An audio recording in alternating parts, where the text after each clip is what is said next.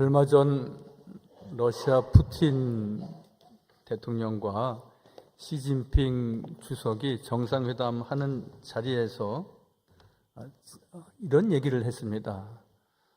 우리가 이제 좋은 날이 올 텐데 150세까지는 살 수 있지 않겠냐, 그런 얘기를 나누는 것을 여러분들 다 뉴스를 통해서 보셨을 것입니다. 90세가 넘고 100세에 이든지 또는 120세, 150세가 된다 할지라도 인간의 수명은 영원할 수 없는 것이고, 그리고 해 아래에 있는 모든 생물들은 그 시작이 있으면 끝이 있습니다. 또한 우리가 살아가면서 늘 건강한 모습으로만 사는 것은 아닙니다. 여러분, 내가 약해졌다고 해서, 내가 병중에 있다고 해서 너무 상심하시거나 왜 나는 이렇지? 왜 나만 그렇지? 그러지 마십시오. 우리가 나이가 드시고 연세가 드시면은 귀도 좀 안 들리기도 하고, 머리도 희끗희끗하기도 하고, 그리고 기억력도 떨어지고 그러는 겁니다. 여러분, 100세가 다 되셨는데 늘 염색한 머리처럼 까맣고, 그리고 음성조차도 늘 짜랑짜랑하고, 그러면 좀 무섭지 않겠나 싶습니다. 연세가 드시면 이런저런 질병도 우리가 어찌할 수 없는 겁니다. 그것이 인간의 한계입니다. 그런데 오늘 다윗은 이스라엘의 대왕이면서도 그가 통치하던 시절은 국력이 왕성했고, 그리고 대체적으로 평화스러웠고, 그리고 그는 한 나라의 통일 대국의 임금으로서 늘 그 권세가 하늘을 찔렀습니다. 그런데 그는 오늘 이야기하기를 우리의 인생은 한 뼘밖에 안 되는 연약한 인생이다. 또 우리의 건강도 그렇고 우리의 삶도 그렇고 견고한 인생이 어디 있느냐? 다 그림자와 같은 것이다. 그런 내용을 오늘 말씀하고 있습니다. 그러면서 그는 나의 연약함을 나로 하여금 잘 알게 하소서. 그는 그렇게 하나님 앞에 고백하고 있지만 그는 자기 자신의 한계, 내가 얼마나 연약한 인생인지를 잘 설명해 주고 있는 것입니다.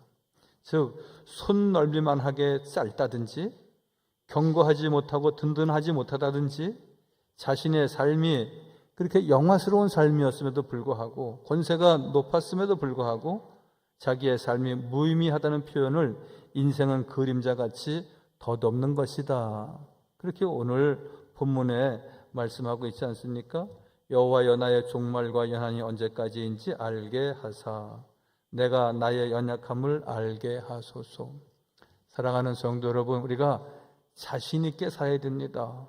그리고 대한민국의 국민 되고 또 삼양지일교회 교인 되고 천국 시민이 된 것 우리가 늘 자랑스러워해야 하지만, 나는 하나님 앞에 연약한 존재일 수밖에 없습니다. 고백할 때에 하나님께서 우리를 더 강하게 하시고 견고하게 하시고 우리의 삶을 더 소망 있는 삶으로 인도하여 주시는 겁니다. 할렐루야. 다윗 왕이 육신적으로 연약했던 이야기를 오늘과 같이 이야기하지만, 베드로는 또 영적으로 연약한 모습을 오늘 마태복음에 소개하고 있습니다. 그 마태복음에 소개되는 베드로는 어떤 사람입니까? 제자 중에 가장 으뜸되는 제자였습니다.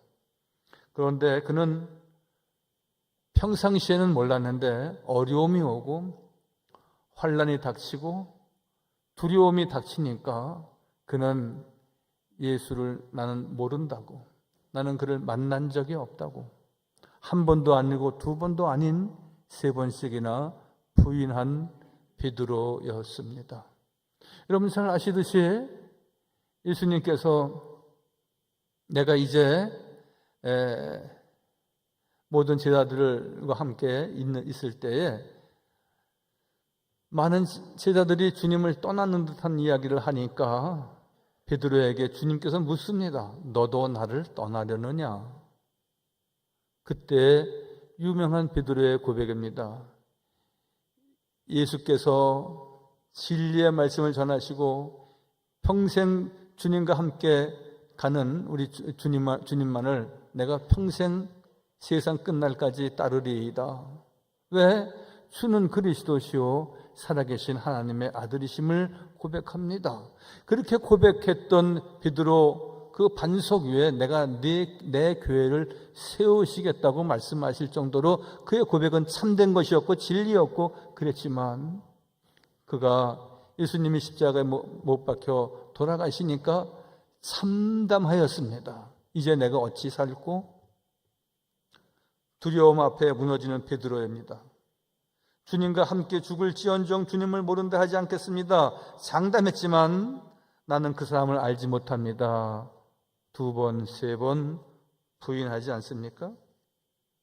예수님이 잡히시고 공회당 가야바 앞에 서서 예수님을 3번이나 모른다 부인한 이 베드로의 모습은 우리가 한번 내 자신과 겹쳐서 한번 생각하고 교훈을 삼아야 하는 것입니다. 그래서 믿음이라고 하는 것은 또한 진실된 믿음은 고난 중에 있다는 것을 우리가 알 수 있습니다. 평상시에는 누가 어느 정도의 믿음의 정도가 어떤지 우리가 알 수 없습니다. 그러나 우리가 장례를 치러보면은 아하, 천국 소망이 있는 가정이구나 구분되기도 하고 또 그렇지 못한 경우도 있습니다. 주님과 베드로의 그 일행이 갈릴리 해변에서 풍랑을 만났을 때에 늘 순풍에 돛단 듯이 갈 때는 아무런 문제가 없었습니다. 그러나 태풍이 일고 해일이 오고 풍파가 나니까 저들이 허둥지둥하는 모습을 주님께서 보시고 너희 믿음이 어디 있느냐 책망하셨습니다.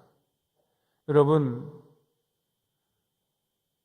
훌륭한 장수와 영웅은 난세에 난다고 합니다. 평온한 때는 알 수 없지만 전쟁을 통해서 우수한 장수인지 혹은 훌륭한 장군인지 구분된다고 해서 난세에 영웅 난다 그렇게 말합니다. 여러분, 운동을 해보면 알 수 있습니다. 골프를 하든가 탁구를 하시든가 여러분, 그러면 그분의 성격이 다 드러납니다. 조급하고 너무 힘을 내서 쓰기도 하고 그리고 그 결과에 대해서 순응하기보다는 받아들이기보다는 늘 분노하고 여러 형태로 나타나기 때문에 그 운동을 해보면 얼마나 이기적인지 그리고 운동을 같이 해보면 그게 얼마나 겸손한 성격인지 여러분, 손흥민 선수의 우수함은 많은 골에 그리고 레전드로서 갖춘 골의 수효에 있는 것이 아니라고 말하지 않습니까? 좋은 성품입니다. 너무나 이타적이고 그리고 늘 청중들과 관중들 향하여서 늘 겸손한 모습을 갖고 그런 운동을 통해서 그 사람의 면면이 드러난다는 것입니다. 참된 신앙인은 어디서 나타납니까? 고난 중에 있다 그럽니다. 여러분, 많이 아프십니까? 보석 같은 믿음을 지닐 중요한 계기가 되기도 합니다. 낙심하지 마십시오. 주님께 더 가까이 나가는, 늘 말씀을 갈망하는, 그리고 오늘 오직 십자가만을 의지하는 굳센 믿음, 견고한 신앙이 있어야 늘 주님이 기뻐하지 않으시겠습니까? 예수님이 잡히시고 공회당 가야바 앞에 서서 예수님을 3번이나 모른다고 부인한 베드로와 같이 우리가 그 공회당의 앞에 선 것은 아니지만 내 자신의 삶이 때에 따라서 억울한 일을 당하고 많은 풍파가 있다고 해서 그 억울함과 그 외로움과 그 두려움과 그 풍파 때문에 우리가 믿음의 길을 잃어서는 안 되는 것입니다. 주님 말씀하십니다. 너희도 가려느냐? 베드로가 대답하여 주여 영생의 말씀이 주께 있는데 우리가 어디로 가오리까? 그의 본심이었습니다. 주는 그리스도시요 살아계신 하나님의 아들이십니다. 참된 고백이었습니다. 그렇지만 예수님이 잡히시고 그가 죽으시고 그의 많은 어려움과 혼란에 닥쳐오자 그는 입장이 달라지기 시작합니다. 우리도 평상시에 베드로처럼 믿음의 고백을 주님께 드립니다. 사도신경 고백도 합니다. 오직 주님, 오직 말씀, 오직 교회의 믿음과 신앙이 우리에게 있습니다. 그렇다면 늘 좋은 날에만 우리가 그렇게 고백하는 것이 아니라 힘들고 어려운 때를 만난다 할지라도 여러분, 우리가 몸이 아파서 괴로워하는 날들이 지금 많이 있습니다. 물질적인 문제로 인해서 우리가 공고한 때도 없지 않아 있게 됩니다. 그럴 때마다 믿음의 사람은 우리가 하나님의 말씀을 통하여서 우리가 새롭게 주님을 바라보고 주님께 가까이 나가야 하는 것입니다. 살다 보면 주님을 위해 손해를 입기도 하고 비난을 받기도 합니다. 그럴 때마다 늘 나는 예수 믿는 것 때문에 혹시 손해를 보는 것이 있지만 예수를 믿었기 때문에 내가 구원을 받았고 예수를 믿었기 때문에 내가 풍성한 삶을 가지고 예수를 믿었기 때문에 내가 더 행복한 삶을 지녔다는 것에 그 어떤 것이 비교될 수 있겠습니까? 우리는 흔히 정직을 지키려 할 때 어려움이 오기도 합니다. 세상의 편법과 거짓으로 더 쉽게 성공하는 길을 제시하는 사람도 있지만 그래서 외로운 길을 걸으면 손해보는 듯한 일도 있습니다. 양심을 따라 살려고 하지만 뒤처진 사람이라고 조롱받기도 합니다. 그런가 하면 정의와 공정을 외치며 약자를 보호할 때 당하는 불이익도 없지 않아 있습니다. 그러나 주님 말씀하십니다. 주님은 지극히 작은 자 하나에게 한 것이 곧 내게 한 것이라 말씀하십니다.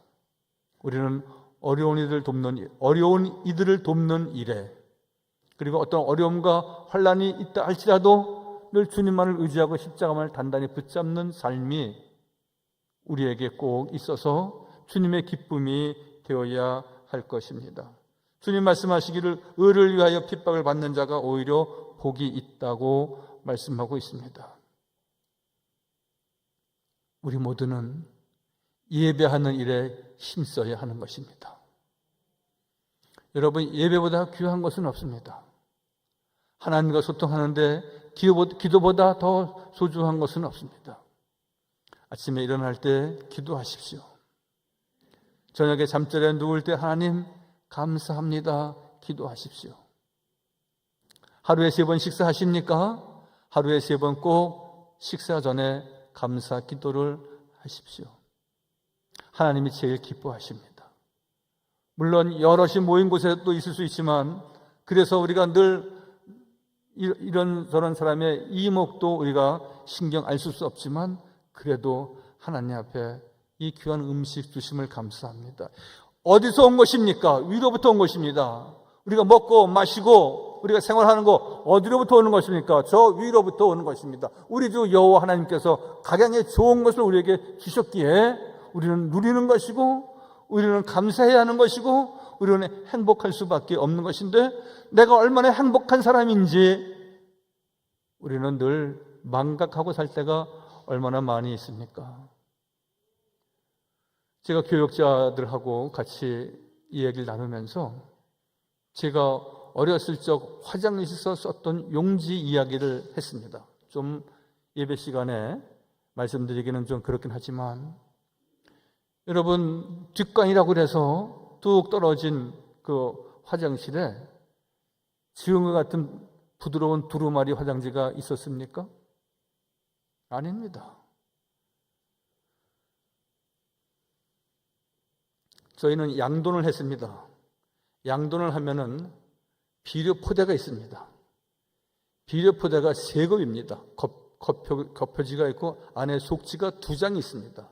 그런 것을 딱 끊어내서 이렇게 손바닥만 이렇게 잘라서 화장실 대못을 하나 쳐서 거기다가 꽂아놓습니다. 그럼 그 비료포대 혹은 사료포대 그 용지 가지고 일을 복원했습니다. 그 다음에 좀 낮은 것은 신문지를 사용했습니다. 예전에 40, 50년 전에 신문 보는 집이 한 마을에 한두 집밖에 없었습니다. 신문지가 별로 없어요. 근데 신문을 보기 시작하니까 신문지를. 제가 부여에서 목회를 처음 시작했는데, 여러분 그때가 1985년도인데도 저희 사택과 뚝 떨어진 화장실이 이렇게 있습니다. 100m 이렇게 있습니다. 거기서 제가 가보니까 국어책 1학년 책이 바둑아 그게 한 권이 꽂아져 있습니다. 그럼 그거 찢어서 쓰는 겁니다. 여러분, 지금 여러분이 사료프 됐습니까? 신문지 사용하십니까? 바둑아 있는 그 국어책 뜯어서 씁니까? 여러분, 우리는 너무나 좋은 세상에 있고요. 우리는 감사해야 할 일들이 10가지, 100가지가 넘습니다. 그런데 우리가 그냥 다 그러려니 다른 사람도 다 그렇게 사는 것이지 뭐 이것쯤이야 라고 하면은 우리는 평생 가도 감사할 일이 있을 수가 없는 것입니다. 우리가 이만큼 감사할 일이 있으면 이만큼 감사한, 여러분 아내가 하는 일이, 여자들이 주부로 하는 일이 많습니다. 요만큼 고맙고 감사한 마음이 있다면 이만큼 감사하다고, 여보 고맙다고, 난 당신 때문에 살고 우리의 가정이 당신 때문에 그래도 비단 지고 이렇게 집 한 채 거뜬히 가질 수 있으니 너무 고맙고 감사하다고, 감사하고 찬양하고, 그리고 그것이 모두 다 하나님의 은혜의 힘을 고백하는 우리 모두가 꼭 되어지시기를 바랍니다. 누구든지 사람 앞에서 나를 시인하면 나도 하늘에 계신 내 아버지 앞에서 그를 시인할 것이요, 누구든지 사람 앞에서 나를 부인하면 나도 하늘에 계신 내 아버지 앞에서 그를 부인하리라. 감사하면 그 감사가 10배, 100배 더 커집니다. 마찬가지로 우리가 주는 그리스도시요 살아계신 하나님의 아들이시면 나는 주님밖에 없습니다. 나는 교회 갈 일밖에 없습니다. 나는 예수님밖에 없습니다. 늘 고백하고 찬양하고 시인하면은 주님께서도 나를 그렇게 사랑하시고 내가 너와 함께 한다고, 내가 너의 죄를 씻겠다고, 내가 어딜 가든지 너를 돕겠다고, 성령께서 동행하신다고 약속하시고 시인하신다는 말씀, 마태복음 10장 32절부터 있는 내용의 말씀입니다. 누구든지 사람 앞에서 나를 시인하면 나도 하늘에 계신 내 아버지 앞에서 그를 시인할 것이요. 시인할 것은 시인해야 됩니다. 감사할 일 감사해야 되고요, 고맙다고 생각할 때 고맙다고 말해야 되고요, 하나님께 영광을 돌리는 일에 우리가 인색해서는 안 되는 것입니다. 위에 계신 여호와 하나님 은혜로 우리가 이렇게 경제적인 생활, 문화생활 누리고, 그리고 아이들을 바르게 교육하면서 우리가 살아가지 않습니까? 여기에 고맙고 감사하고 기억하지 않는다면은 이 생활 자체도 언젠가는 있는 것조차 다 없어지리라고 말씀하신 대로 없어질 수도 있다는 것을 우리가 잘 기억해야 합니다. 오늘 주신 말씀에 늘 어떤 어려움과 고난이 온다 할지라도 우리가 주님 때문에 행복하고 주님이 인도하시는 은혜와 축복이 있는 우리 모두가 꼭 되어지시기를 바랍니다. 할렐루야. 마지막으로, 그러면 우리의 연약함을 용납하시는 주님의 계심을 우리가 잘 믿어야 하는 것입니다. 연약합니다. 여러분, 각양 질병으로 인하여서 어려움 중에 있는 우리 교우들도 많이 계시고, 제가 아는 지인들도 많이 그렇습니다. 젊은 분인데 늘 관절 때문에, 혹은 연세 드신 분이 늘 골다공증 때문에, 여러분 갑작스러운 큰 질병으로 인하여서 크게 당황하고 어려운 가운데 있는 우리 믿음의 식구들도 많습니다. 이번에 제가 총회에 나가보니까 동료 목회자 혹은 장로님들 가운데 아직 젊으신 분들인데도 늘 이거는 수술이 불가합니다. 몇 개월밖에 이런 얘기를 하는 분들이 제법 많이 있었습니다.